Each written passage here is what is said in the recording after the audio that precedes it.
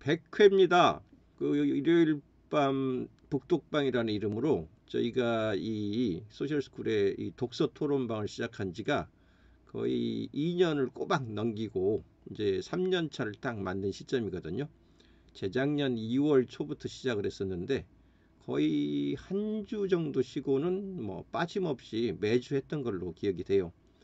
저희 횟수가 100회인 이유는 저희가 일을 빼먹어서 52주인데 104회가 돼야 되는데 100주가 아니고 그 4회마저도 다른 분들 그 책 새로 내신 분들이나 그 책 소개를 하는 분들을 외부에서 초대를 해가지고 북독방 초대석이라는 이름으로 저희가 빠뜨리지 않고 진행을 했었거든요. 그래서 횟수가 왜 104회가 돼야 되는데 100회입니까? 라고 의문을 가지실 필요는 없습니다. 그 사이에 중간에 한 4번 정도의 그 외부 저자분들에 대한 초대석이 있었습니다. 그래서 저희끼리 진행하는 것만 이제 북독방이라고 넘버링을 했기 때문에 오늘이 드디어 100회가 된 날이고요. 100회 기념으로 너무 막그 진하게 막그 심하게 이렇게 발제를 하지는 않겠습니다. 오늘은 지난 1년 동안 가장 우리 사회에서 큰 이슈가 되었던 그 챗 GPT, 그 챗 GPT를 어떻게 하면 내 일상생활이나 업무나 어떤 조직의 어떤 목표에 그 부합하게 효과적으로 잘 쓸 수 있는가에 대한 가장 큰 화두가 됐던 게 그 프롬프트 엔지니어링이라는 말이었어요. 이게 이따가 좀 이따 소개를 좀 하겠지만 프롬프트라는 말도 좀 약간 사실 우리 입장에서는 낯설었고 이제 거기에 이제 엔지니어링까지 붙으니까 이게 도대체 프로그래밍이랑 어떻게 다르다는 얘기인지 이제 약간 갸우뚱 하게 되는 그런 현상들이 많았는데 오늘 이제 그와 관련된 그 본격적인 책 제목이 프롬프트 엔지니어링 교과서 서승만이라는 분이 쓰는 책인데요.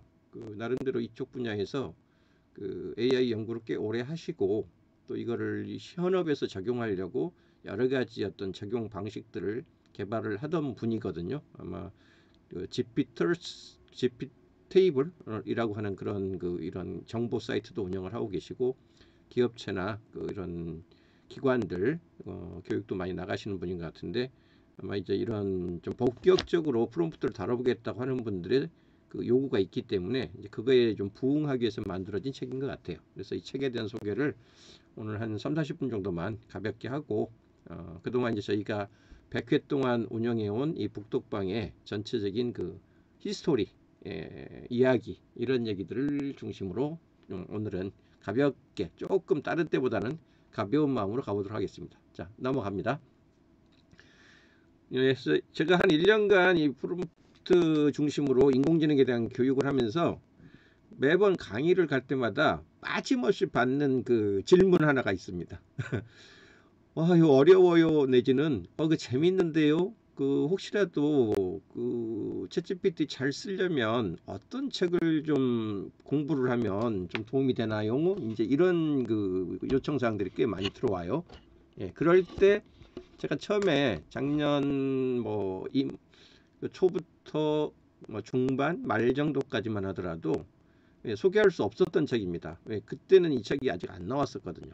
이게 지금 나온 게 작년 가을쯤에 나왔는데 그 뒤로 또 이렇게 저도 이 책을 찾아본 게 조금 늦었어요. 그 다른 분이 한 분이 소개를 해주셔가지고 이 책 괜찮던데요라고 해가지고 내가 이걸 그 서점에서 안 봤을 리는 없는데 왜 안 봤지? 그리고 다시 이제 그 구입해서 봤는데 아이고 빠뜨리면 안 되는 책이었더라고요.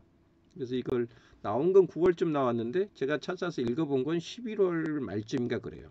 그 뒤로는 이 책 정도면 프롬프트 그 기초를 다루고 싶다는 분들, 배우고 싶다는 분들한테 조금 중급 이상 어려운 느낌이 없을 수는 없으나 권할만 하겠다 이런 생각이 들어가지고 예전에는 그 정준용 선생님이 썼던 챗 GPT 사용 설명서라는 그 노란 책 표지 그 책을 위주로 소개를 하다가 요새는 거의 다 이 책만 소개합니다. 지금 챗 GPT 사용 설명서라는 그 책도 잘 돼 있긴 한데 좀 이제 워낙 그챗 GPT의 진화 속도가 빠르다 보니까 인대는 벌써 구문이 돼버린 그런 대목들이 많아요. 옛날 그 이야기가 돼버려 가지고 이제는 챗GPT가 거의 다 이미 내부적으로 소화를 하고 있는 기능들을 소개하는 대목들이 많이 늘어가지고 이제 그 책을 소개하기는 조금 이제 좀 약간 민망하고 이제 그나마 이 프롬프트 엔지니어링 교과서는 그 최신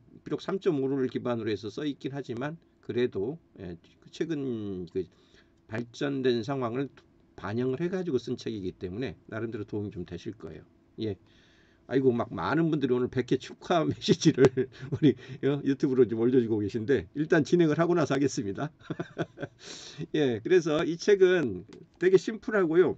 300페이지도 안 돼요. 한 280페이지 정도밖에 안 되는데 그나마도 이제 GPT한테 이런 식으로 명령을 내려보세요. 그럼 이런 장면이 나올 겁니다. 라는 식의 그 예문들이 또 절반 이상이라서 읽는 거는 그냥 내리 통독을 하듯이 읽으면 한두 시간만이라도 읽을 수 있는 책이에요. 되게 가볍고 부담 없는 책인데 다만 이제 실습을 좀 해보면서 이 책에 쓰여진 내용을 나도 똑같이 따라서 뺏겨서 GPT한테 명령을 내려보고 어떻게 다르게 나오는가. 절대 같게는 안 나옵니다. 아무리 책의 예문이 그럴듯하게 단편적으로 있어도 실제로 넣어보시면 다른 답이 나오게 돼 있거든요. 왜 다른 답이 나오는지도 한번 생각을 해보시고 얼마나 다른 답이 나오는지도 한번 이렇게 비교해 가면서 보셔야지 책의 내용을 좀 올곧게 소화를 할 수 있는 그런 책인데요.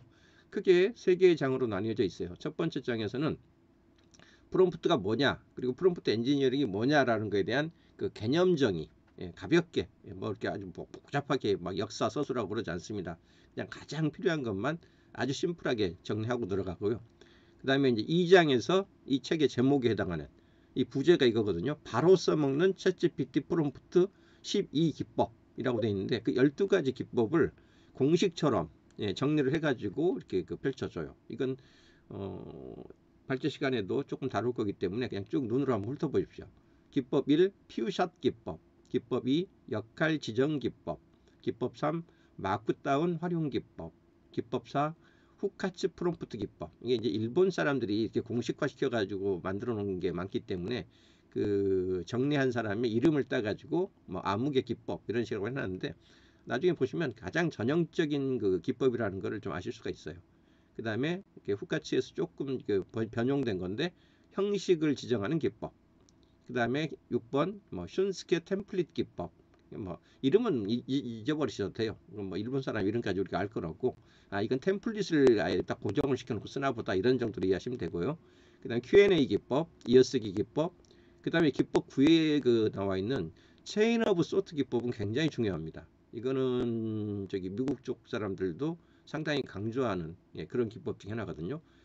체인 오브 소트, 사슬의 생각, 우리식으로 표현하면 생각 사슬이라는 거예요.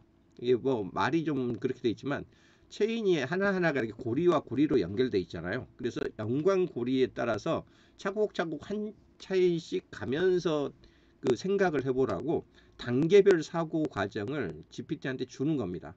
1단계에서는 요거 하고 2단계에서는 요거 하고 3단계에서는 이렇게 하고 4단계에서 이렇게 한 다음에 그래서 이렇게 해봐. 이런 식으로 굉장히 복잡한 거고 단편적으로 한꺼번에 못 가는 어떤 그런 명령이 있을 때 아니면 뭐 고도의 뭐 숫자 계산을 한다든가 이럴 때 얘가 글자 생성기다 보니까 이런 그 계산을 함부로 하시지는 못하거든요. 근데 그 계산의 사례들을 굉장히 다양하게 여러 가지를 준 다음에 요렇게 이렇게 하는 거거든. 그러니까 이렇게 해봐라고 하면 답을 맞추는 그런 그 정답을 끌어내는 그런 기법이라서 이 COT라고도 부릅니다. 약자로 체인 오브 소트 기법은 알아두시는 게 좋고요. 그다음 10번이 우리 그 손정희 회장이 가장 애용한다는 그래서 작년 한 해만도 거의 1000가지의 그 사업 아이디어를 이 GPT랑 대화를 통해서 만들어냈다고 하는 혼자서 그 바로 멀티 페르소나를 이용한 토론 기법. 그다음에 이제 11번은 이제 좀 부수적인 건데 할루네이션 유도 기법이라는 거는 사실 할루네이션은 우리가 문제라고 생각하는데 오히려 문제가 아니라 더 창의적으로 더 잘 써먹을 수 있는 방법이 있어요. 어떤 경우냐면 문학적 상상력을 발휘해야 되는 그런 상황. 뭐 소설의 새로운 플롯을 개발한다든가 아주 기발한 어떤 스토리를 짜고 싶다든가 아주 시어를 풍부하게 만들고 싶다든가 이럴 때는 오히려 챗GPT한테 최대한의 상상력을 부여하라고 하는 게 더 좋은 작품을 만들어내거든요. 정말 이런 생각을 어떻게 했지? 이런 느낌이 들 정도로. 그래서 오히려 환각 현상을 오히려 역으로 이용하는 그런 방식이 할루시네이션 유도 방식이에요. 그다음에 마지막에 이제 기법 12 리액트 기법이라는 건데 저거는 그냥 그 챗GPT의 기능만으로는 쉽게 할 수 없는 일이 있을 때, 그러니까 어떤 외부에 가가지고 검색 같은 걸 해가지고 검색의 결과를 끌고 와서 그 결과를 집어넣은 다음에 다시 답을 해봐. 이런 식으로 리액트, 행동을 재수정하게 만드는 그런 기법인데 가장 최근에 나온 기법이고 저거는 사실 웹 검색이라든가 참고자를 읽는다든가 할 수 있는 그 파일 핸들링 기능이나 그 URL 서치 기능이 없으면 쉽게 쓸 수 없는 기법이라 가장 최신에 나온 기법이고 가장 또 활용도도 그만큼 높은 기법이라고 보시면 될 것 같아요. 그래서 저렇게 대표적으로 이 GPT의 응답을 더 효과적으로 그다음에 더 정확하게 또 내가 원하는 거에 맞게 끌어내기 위한 12가지의 공식을 하나의 어떤 마치 그 정리된 공식처럼 그렇게 좀 알려주는 그런